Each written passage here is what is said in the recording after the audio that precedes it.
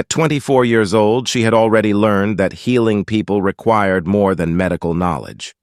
It demanded compassion, patience, and the ability to see beyond what the eyes could show. Her dark brown hair was tied in a simple bun, and her blue scrubs still carried the faint smell of antiseptic from her morning rounds. Grace loved her work at the clinic. Unlike the fancy hospitals in Manhattan, this place served people who had nowhere else to go. Patients paid what they could afford. Sometimes they paid with homemade cookies or heartfelt gratitude instead of money. The building was old, with floors that creaked and walls that needed paint. But the staff possessed something precious.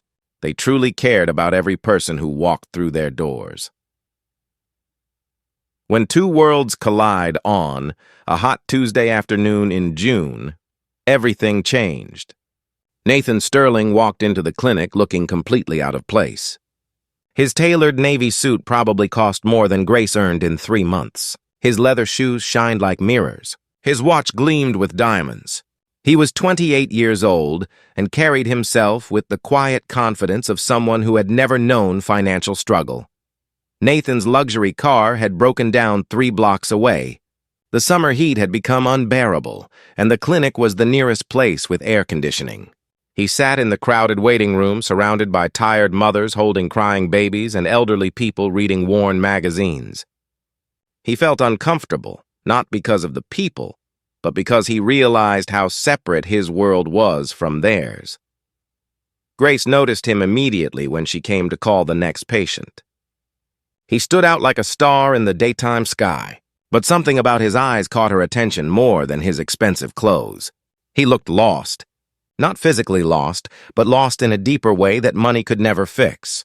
Their eyes met for just 3 seconds. In that brief moment, something shifted between them. Neither could explain it, but both felt it. The beginning of something beautiful. 3 days later, Nathan returned to the clinic. He told himself he wanted to make a donation to support their work, but deep down, he knew the real reason. He hoped to see the kind-hearted nurse with the warm smile again. He found Grace sitting on the front steps during her lunch break. She was eating a simple sandwich and reading a thick medical textbook. When his shadow fell across her page, she looked up. Their eyes met again, and this time they both smiled. Nathan surprised himself by sitting down beside her without asking permission. He told her honestly that he felt trapped in his life. Every decision had been made for him since birth. His father, Richard Sterling, owned Sterling Global Enterprises, a massive company worth billions. Nathan was being prepared to take over the business, but nobody had ever asked him what he actually wanted from life. Grace found herself opening up to this stranger in the expensive suit. She shared her dream of becoming a pediatric nurse specialist. She wanted to open her own clinic someday in a neighborhood that desperately needed one.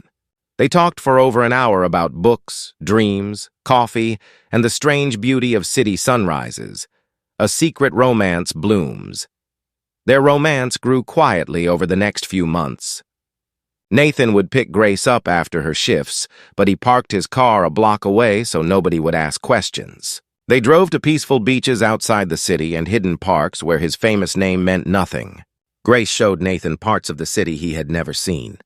Vibrant neighborhoods filled with delicious food and genuine laughter. Small family restaurants where everyone knew each other's stories. Street musicians who played instruments for pure joy rather than profit. For Nathan, Grace represented something he had never experienced. She saw him as a person, not as a bank account or a business opportunity. She never asked him for anything. She simply enjoyed his company and made him laugh with her terrible jokes. He felt free with her in a way he had never felt before. Grace found herself falling deeply in love. Nathan listened to her stories with genuine interest. He remembered small details she mentioned. He showed up at her nursing school graduation ceremony, sitting in the back row so her family would not ask uncomfortable questions.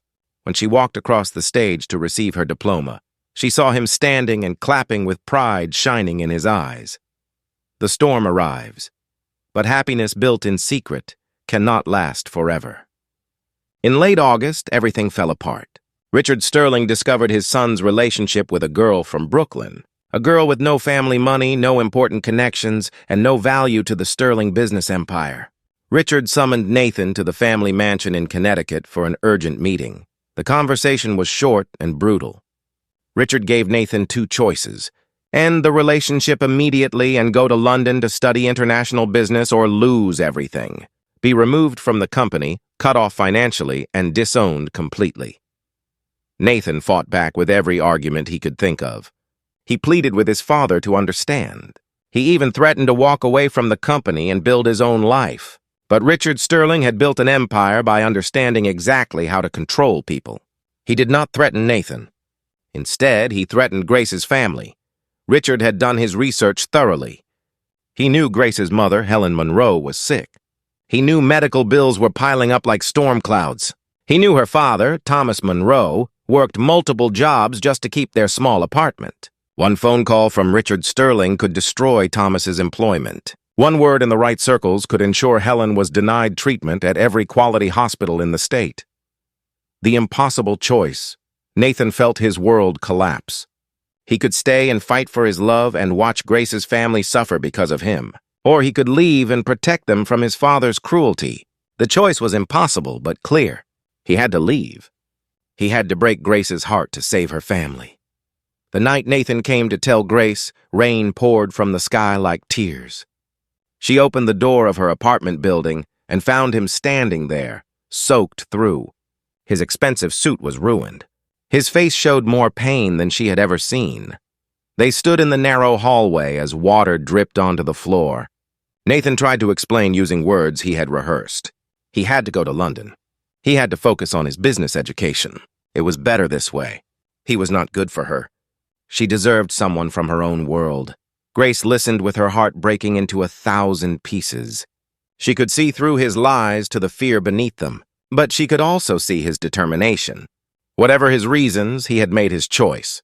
Through her tears, Grace did something unexpected. She placed her hand over her heart and made a sacred promise. She would wait for him. 5 years, 10 years, or even a lifetime?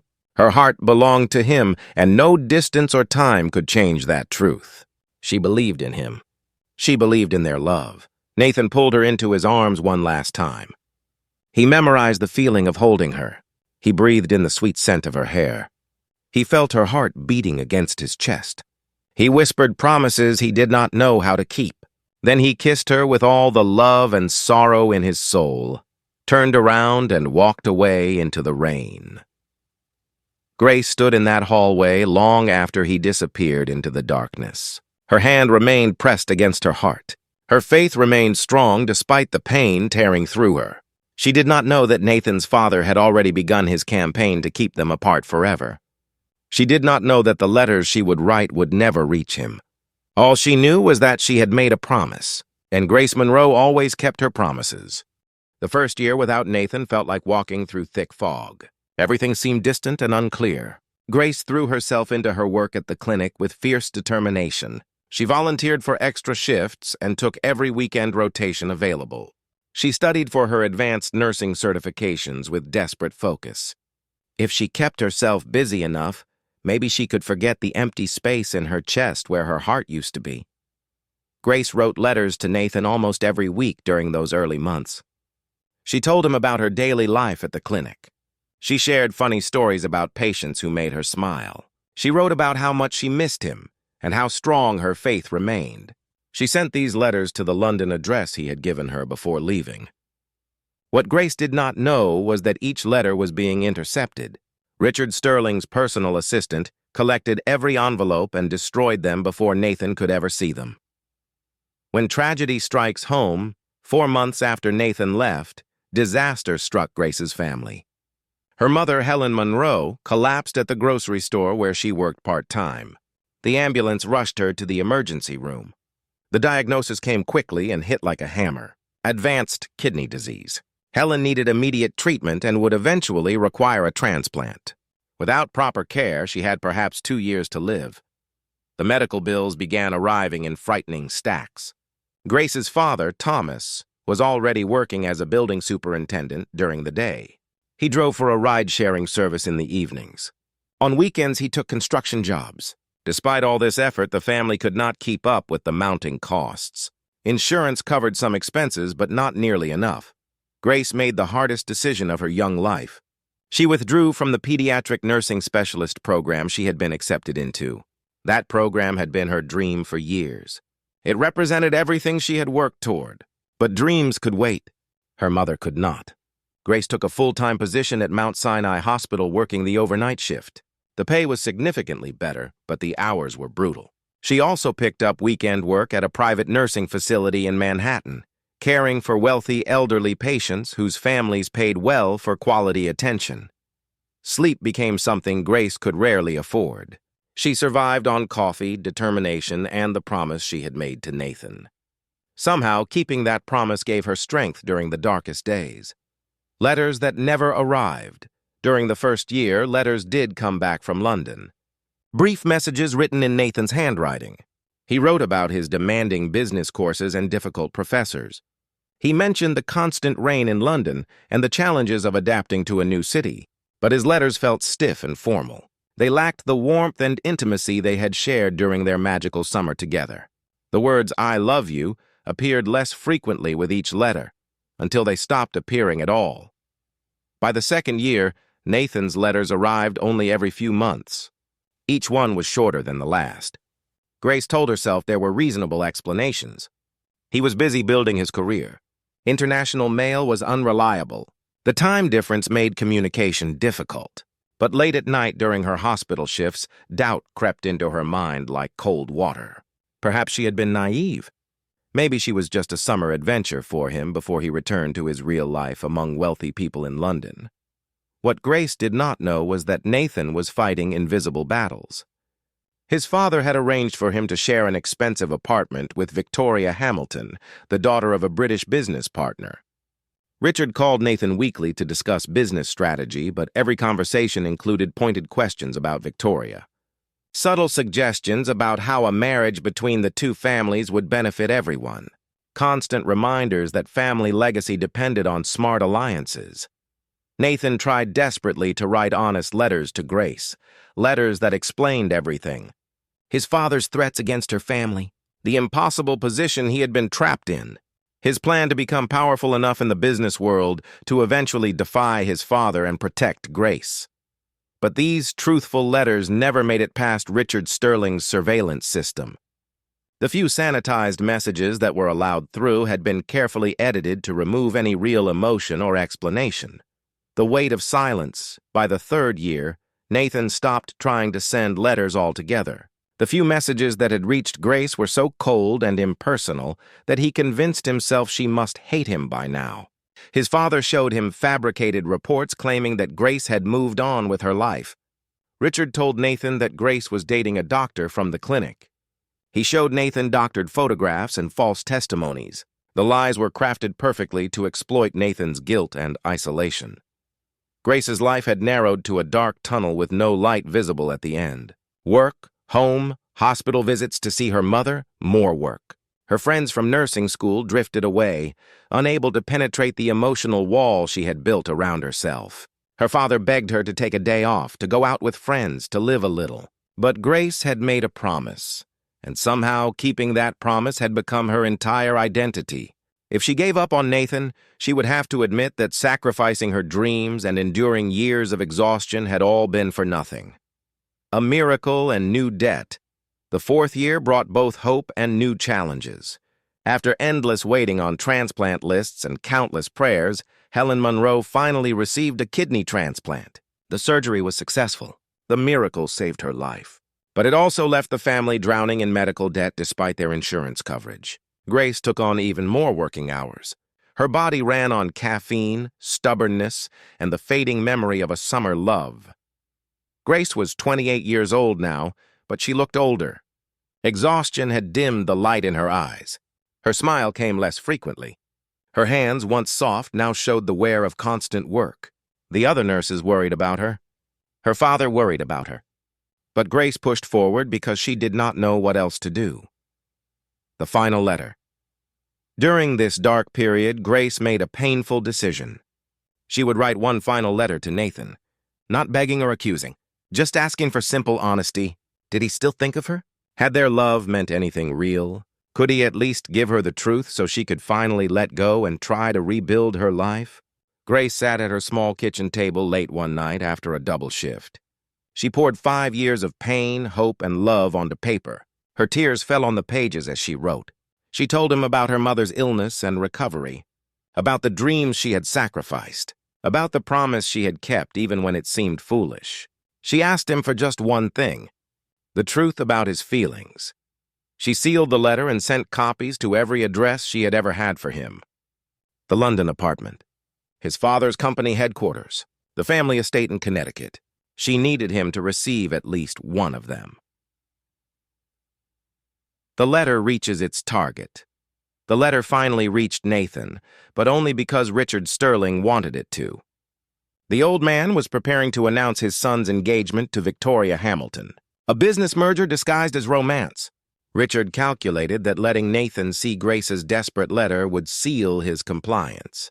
He wanted Nathan to see how pathetic she had become, waiting for a man who had clearly moved on.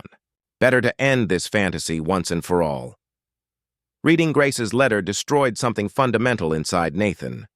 Every word was a knife, not because she was cruel, but because she was still kind, still hopeful, still believing in a love he had been forced to betray. The letter made him realize the true enormity of his father's manipulation and his own weakness. He had thought staying away was protecting Grace, but he had only succeeded in breaking her heart slowly and painfully over 5 long years. The moment of truth. That night, Nathan stood in his London apartment holding Grace's letter in trembling hands. Rain pattered against the windows. The city lights blurred through his tears. He read her words again and again. He saw clearly for the first time what his fear and obedience had cost. Not just his own happiness, but hers. The woman who had given him everything and asked for nothing but honesty in return. Nathan made his choice in that moment. A choice he should have made 5 years earlier. He called Victoria and apologized sincerely for the position his father had put her in. He explained that he could not marry her because his heart belonged to someone else. Victoria, who was kinder than Richard Sterling deserved, admitted she felt relieved. She had her own love waiting in the shadows. Then Nathan called his father. The conversation was short. Nathan resigned from Sterling Global Enterprises effective immediately. Richard threatened him with financial ruin and social disgrace. He promised to destroy Nathan's reputation in the business world. He swore Nathan would regret this decision for the rest of his life. Nathan listened calmly to his father's rage. Then he said something that ended the conversation completely. He told Richard that he would rather be poor and honorable than wealthy and corrupt. He would rather have love than money. He would rather live with integrity than live under his father's control. Then Nathan hung up the phone and began packing his belongings. Within 48 hours, Nathan was on a plane back to New York. He had some money saved from his work in London. Enough to start fresh, but nothing compared to the sterling fortune he was leaving behind. He did not care about the money. He cared about finding Grace and begging her forgiveness. He cared about proving that her faith in him had not been wasted. He cared about spending the rest of his life making up for 5 years of cowardice. As the plane crossed the Atlantic Ocean, Nathan held Grace's letter against his heart. He read it one more time, memorizing every word. He made his own promise in that moment. He would find her. He would tell her everything. He would show her that true love could survive even the cruelest manipulation. He would prove that some promises are worth keeping, no matter how long it takes. The plane touched down at JFK Airport on a cold November morning. Nathan Sterling had returned home. Not as the heir to a business empire, but as a man finally free to choose his own path. And that path led directly to Grace Monroe. Nathan Sterling stepped out of the taxi onto the familiar streets of Brooklyn. 5 years had passed since he last stood here, but everything looked the same. The old buildings, the busy streets, the smell of food from corner restaurants. Yet everything felt different because he was different now. He was no longer the trapped son of a billionaire. He was a man who had chosen love over money, freedom over control. His first stop was the Riverside Community Clinic where he had first met Grace. His heart pounded as he pushed open the door. The waiting room was crowded, just like he remembered. He approached the reception desk, where an elderly woman with kind eyes looked up at him. Nathan asked for Grace Monroe. The receptionist's expression changed to one of concern. Grace had not worked at the clinic for over 4 years, she explained. After her mother became ill, Grace had taken a position at Mount Sinai Hospital to earn more money. The woman leaned forward and whispered that Grace had sacrificed everything for her family. She worked day and night with barely any rest. Everyone at the clinic missed her terribly. Nathan felt his chest tighten with guilt and admiration. While he had been living comfortably in London, Grace had been fighting battles alone. She had kept her promise to wait for him while carrying burdens that would have crushed most people. He thanked the receptionist and rushed back outside. The hospital search Mount Sinai Hospital was enormous. Nathan entered through the main doors and approached the information desk. He asked if Grace Monroe was working today. The volunteer checked the computer system and nodded. Grace was currently on duty in the pediatric wing. She would be there until her shift ended at 8 in the evening. Nathan made his way through the hospital corridors, following the signs to pediatrics. His hands were sweating. His heart felt like it might burst through his chest. What would he say to her? How could he possibly explain 5 years of silence? Would she even want to see him after all this time? He reached the pediatric ward and stood outside the doors, gathering his courage. Through the small window, he could see nurses moving efficiently between rooms. Then he saw her. Grace was walking down the hallway, carrying a medical chart. Even from a distance, Nathan could see how much she had changed. She looked exhausted. Her face was thinner. Dark circles shadowed her eyes. But she was still the most beautiful person he had ever seen. A nurse's dedication. Nathan watched as Grace entered a patient's room. Through the window, he saw her sit beside a small child's bed. Her entire demeanor changed. The exhaustion melted away, replaced by warmth and gentleness. She was reading a story to the sick child, using different voices for each character. The little girl in the bed was laughing despite the tubes and monitors surrounding her. This was who Grace truly was. Someone who gave everything to others, even when she had nothing left for herself. Someone who kept promises and held on to faith, even when the world gave her every reason to give up. Nathan felt tears streaming down his face as he watched her. He had wasted 5 precious years they could have spent together. Years he could never get back. Grace finished the story and tucked the blanket around the child. She stood up, checked the monitors one more time, and turned toward the door. Nathan stepped back from the window, his heart racing. The door opened. Grace stepped into the hallway. Their eyes met. The moment. Everything changed. Time stopped completely. Grace froze in place, her hand still on the door handle. Her face went pale. The medical chart she was holding slipped from her fingers and clattered to the floor. For several seconds, neither of them moved or spoke. They simply stared at each other across the hospital hallway. Nathan saw shock, disbelief, and something else in her eyes. Pain. Deep pain that 5 years of waiting had carved into her soul. He wanted to run to her, to pull her into his arms, to beg for forgiveness. But he remained still, afraid that any sudden movement might shatter this fragile moment. Grace found her voice first.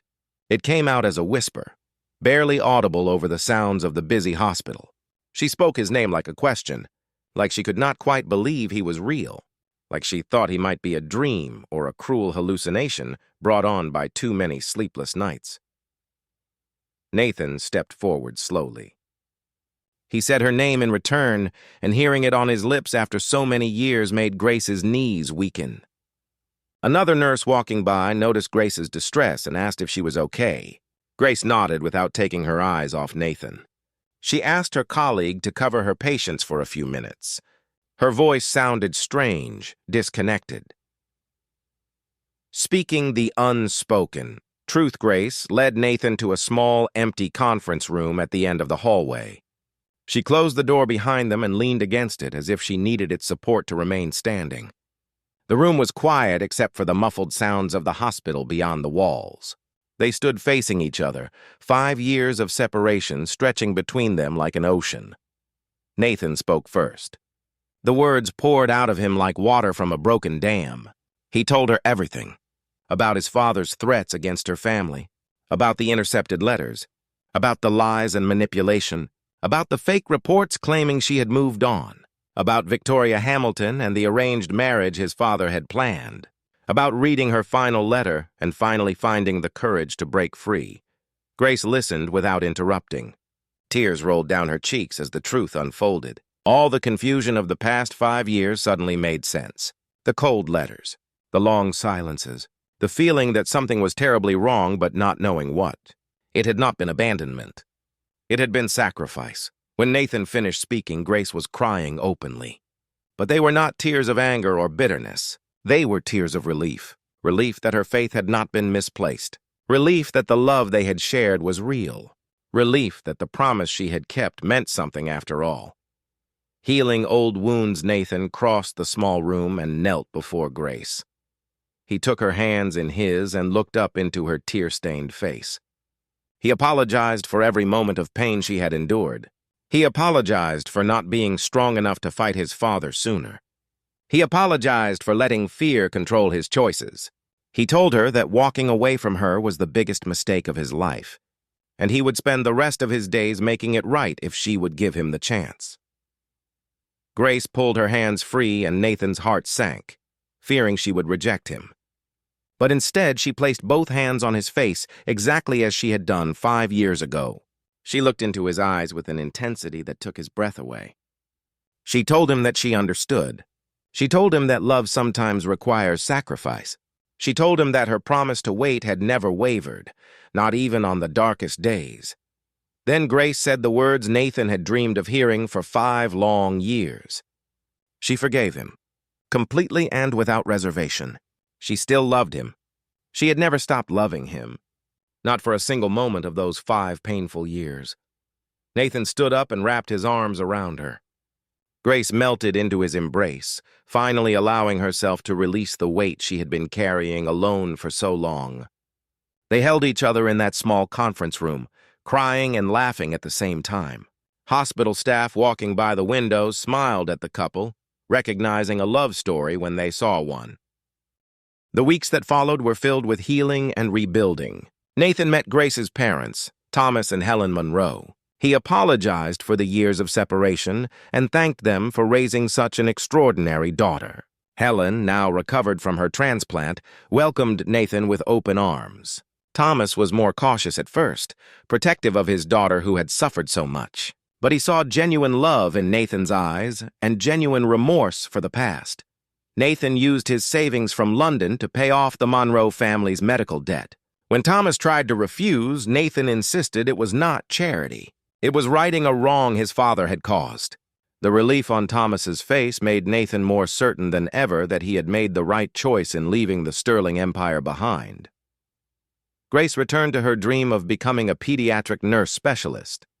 Nathan supported her completely, working 2 jobs to ensure she could focus on her studies without financial stress. He took a position at a community development organization and started teaching business skills to young entrepreneurs in underserved neighborhoods. He discovered that helping others build their dreams was far more fulfilling than managing his father's empire had ever been. A promise. Fulfilled 1 year after Nathan's return. On a warm summer evening, he brought Grace back to the front steps of Riverside Community Clinic. This was where they had first really talked, where their love story had truly begun. The setting sun painted the sky in shades of pink and gold. Nathan got down on one knee, just as he had in the hospital conference room. But this time he held a simple ring. Not an expensive diamond that cost a fortune, but a beautiful band he had chosen carefully because it reminded him of Grace. Strong, genuine, and timeless. He asked her to marry him. Not with fancy words or elaborate speeches, but with simple truth. He promised to spend every day proving that her faith in him was justified. He promised to be the partner she deserved. He promised that they would face every challenge together, with no more secrets and no more separation. Grace said yes before he even finished asking. She pulled him to his feet and kissed him as the sun set over Brooklyn. People walking by stopped to applaud. The receptionist from the clinic came outside and cheered. It was a perfect moment, made more perfect because they had fought so hard to reach it. The wedding and beyond, 6 months later, Grace Monroe became Grace Sterling in a small ceremony surrounded by family and friends. They were married at the community center in Brooklyn, the same place where Grace had volunteered as a nursing student. The decorations were simple but beautiful. The food was catered by local family restaurants they both loved. Every person present had played a real role in their lives and their journey. Helen Monroe cried happy tears as she watched her daughter marry the man who had never truly left her heart. Thomas walked Grace down the aisle with pride shining in his eyes. The clinic staff attended, along with Grace's colleagues from the hospital. Nathan's friends from the Community Development Organization filled several rows. Even Victoria Hamilton sent a beautiful congratulatory letter from London, wishing them every happiness. Richard Sterling did not attend, and Nathan did not invite him. Some bridges are better left burned. But Nathan's mother, Catherine Sterling, came quietly and sat in the back row. She had finally found the courage to leave her controlling husband. She embraced Grace warmly and apologized for not protecting her son sooner. Grace forgave her immediately, understanding that Richard Sterling had manipulated and controlled his entire family.